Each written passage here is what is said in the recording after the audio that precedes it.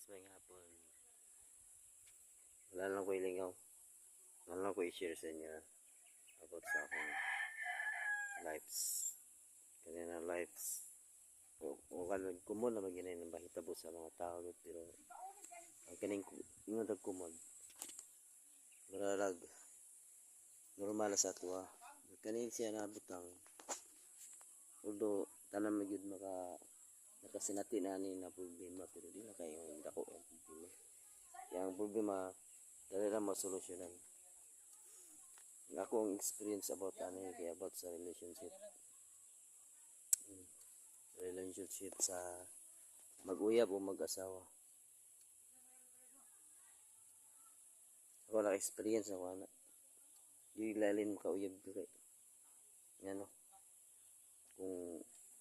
kung parehas may ulitaw, dalaga ulitaw, ako ulitaw sa mong pag-uyab siguro kung sa ako nakaagi mo kung uyab-uyab pero dili kay mga seryoso kay yung mga utok murag dili pa enough dito nga maging relationship na mga bata pa kayo mga GC pang edad murag padula-dula lang dito murag papilab lang yan gamay lang kuan away dayon gamay ra bikin sa akong pang experience sa akong pangedad di sa kaagi mo yung gana kagi ko kaminyon. So ang lahi ang akong kisa akong kinabuhi sa apaw sa minyo kay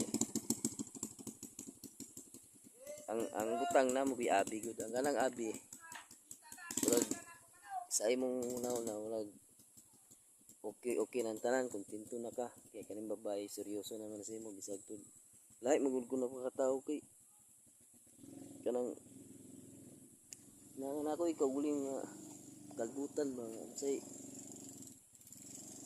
kanang babae kung naay binatang di mayo mingon nga sa kung magbago ra na kung ako magbinuan yan na ako klase na tao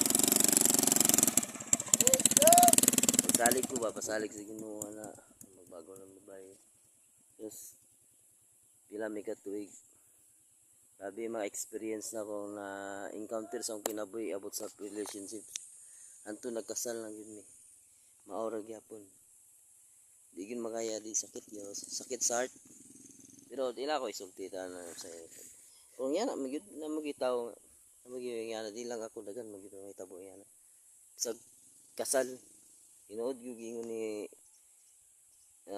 mayor nga bisag kasal pwede pag magbulag yun bulag yun eh